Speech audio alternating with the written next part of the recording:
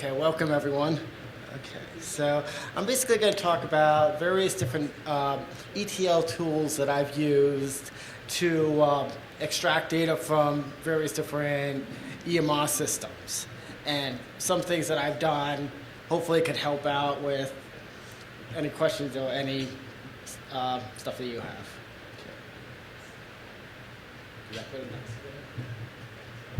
Okay, great. So this is basically the major players in some of the BI extraction tools. I mean, some of them like Microsoft. BI. Business intelligence.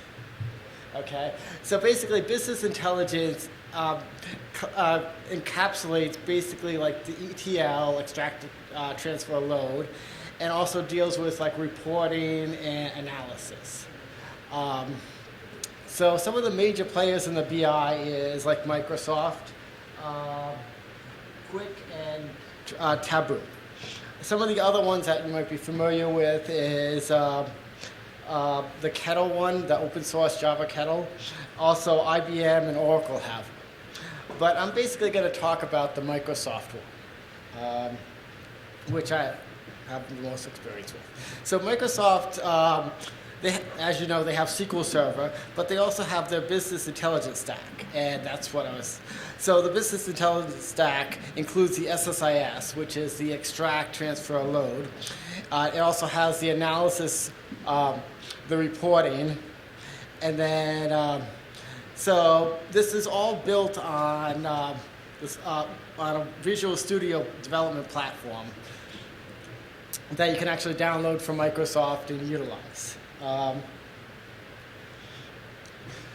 So I'm mainly going to talk about just the SSIS package of it because we're talking about ETL here. So with the SSIS package, you can basically extract data from other databases, from flat files. So those would be your source files that you get, and then you would transform those into the components that you're interested in. It can actually be used for other things, such as like copying and moving files and various different automations. So I'm going to give a quick kind of overview later about how it looks and feels, but this would be kind of the typical UI of it.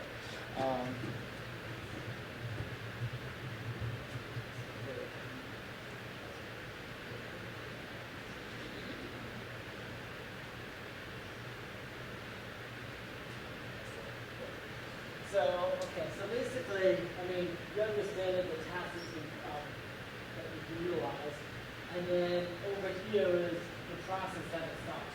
So right now we're looking at it, loading the intelligence. So the first thing we'll do is like clean up demographics, and that's actually, this represents like a single piece, and so that's what it basically does. It says truncate demographics. And then the next task it does is says load demographics.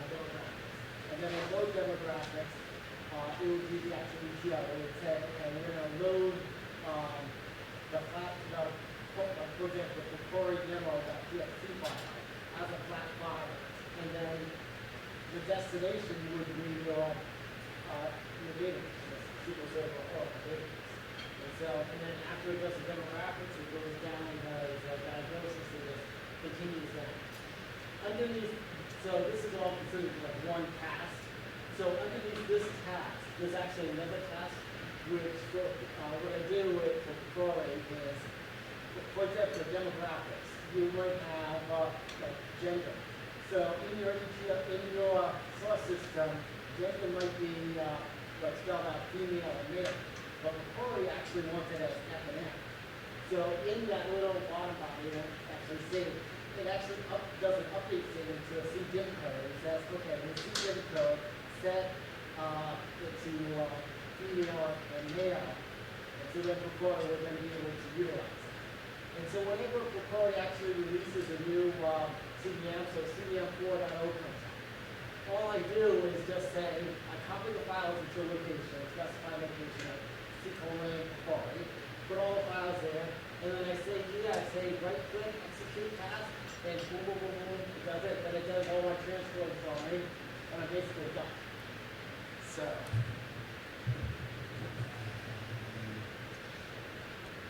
Okay, so I mean, we heard a lot about Epic, but there are other EHR systems, and so I'm going to just talk briefly about a few of them. Some of them are fairly big players, like the Allscripts.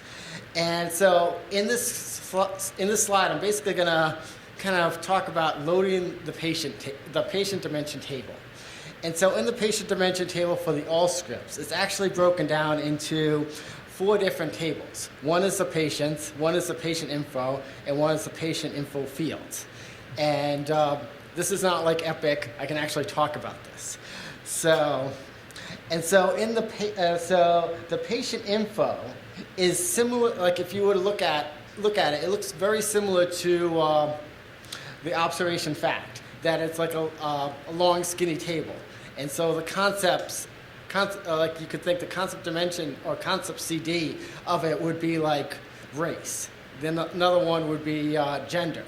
And so then you basically have to do a one-to-many connection in order to make your patient dimension. Okay, so that's example of the Allscripts one. Given time constraints, I mean, next gen, this is similar. Like you have various different, like you have 5 different tables to represent the patients. Practice patients, everything begins with like an MR. Like MRPA is the patient table. Then there's a couple of other ones like Practice Fusion, and Practice Fusion is actually free to use, and there's like a lot of people utilizing it. It's also all web-based, so it's a cloud-based solution. And then another open source one is like Open EMR. And then to the right, this kind of gives you a breakdown of the market share of the various different EHRs. So basically, earlier I talked a little bit about the ontology, but that's just one part of the ETL process. So typically what I do is I kind of break it down into 4, maybe 3 different processes. The first one is I consider like the loading zone, and usually I just do a little one-to-one copy of the source to the destination. So the source being whatever your EHR system are, the destination being the current local database. So then you have an exact copy of it. And then I usually do the ontology, load the ontology. The next part I do, and this is an optional part, is the work zone. And actually, go back a step to the loading. So once I actually loaded all the one-to-one tables, I then convert all of those tables into kind of a standardized format. So that it would, like a standardized patient that kind of looks like the patient dimension, but there'd be like a standardized diagnosis. So it's similar in essence. It's kind of like the CMR, but it has more data in it. So once it has that, you could actually just take that and go directly to i2b2, or there is some cases that you'd actually want to massage that data in certain ways, and so that's what I have a work zone. And in the work zone, so for example, let's say we needed to obfuscate the dates by plus or minus a month. The work zone is where that would be done. We'd create a new like diagnosis table with the start date plus or minus a month or something. The other thing, so we talked a little bit about the SQL Server SSIS, and but anyway, so this the SQL Server BI, you actually can connect Oracle into it. So you can download the BI, and then you download the Microsoft connector for Oracle. You also have to install the Oracle Thin client, which is listed in that below. So once you install all of those, you actually get these new connectors. This Oracle destination, Oracle source, they can use within the BI, within the Microsoft BI. And it treats it as though it's like a SQL Server. So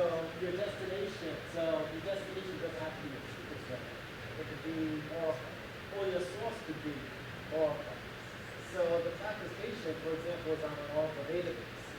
So in the loading zone, you load it in from Oracle, and your destination could make you SQL stream. So you load it into your SQL stream. And it's very quick actually. I'm going to jump back a few slides because I think I missed one part. The one part I want to say is right here is the actual download for the Microsoft Business Intelligence.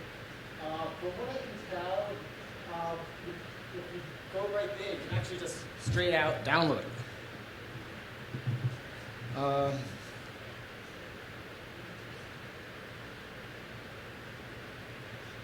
If you go right there, you can straight out download it. Can you see that? Or is it just, okay, hold on.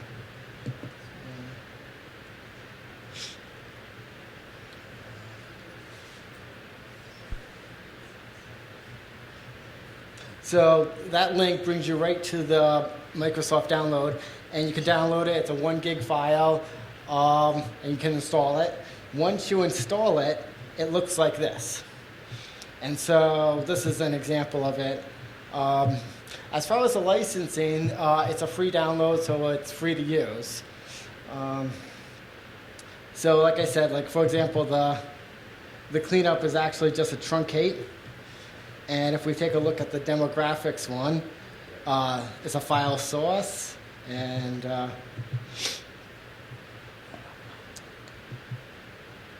going over a VPN connection, so come on. The destination's right there. Why are you? Yes, I understand it's busy. Oh, and then your destination source is an Oracle. So it's an easy tool to use once you get used to it. So, are there any questions? Comments? I mean, has anyone used the Microsoft one? I take that as a no. Okay. But yeah, I know a lot of people have used the Kettle one, and oh, you use the BI? We don't, but some people I know do. Right. There's a lot you can do with it. This is basically just like the bare minimums that I'm talking about. I know that you can connect it right into like SQL Server and have it execute it. Because normally what I do is I go to the control flow and then I right click on it and I say execute task. I know they can schedule it within SQL Server. So if you were to if you were to create the whole thing to do the whole ETL, you could schedule it every Friday at 8 p.m., kick off, reload your database, and it just does it. So Mike, do you have pre-written stuff to get it from like different EMR systems into i2b2? I have some pre-done ones. So that would be an excellent addition, because then you get not only those, but then the ETL software. Right. So that's really awesome. Yeah, I mean, this definitely could put this up here because this is the whole Picori one. And if you look at, like, say, the Picori enrollment one, So this, you're showing ETL for making i2b2 into Picori, or no, so i2b2 into the CDM? yeah, this is just showing the ontology. So this didn't have any of the other parts in it. But yeah, so this is loading the ontology. We should distribute this with i2b2. Yeah. It's really easy. Yeah. Because this is the biggest right here, because you have to make sure that all the one thing I found about SQL Server is everything has to be precise. So if you specify the visual attributes as like as what the default comes as 50, but it's really 3, it'll fail. It needs to know exactly everything precisely, and it's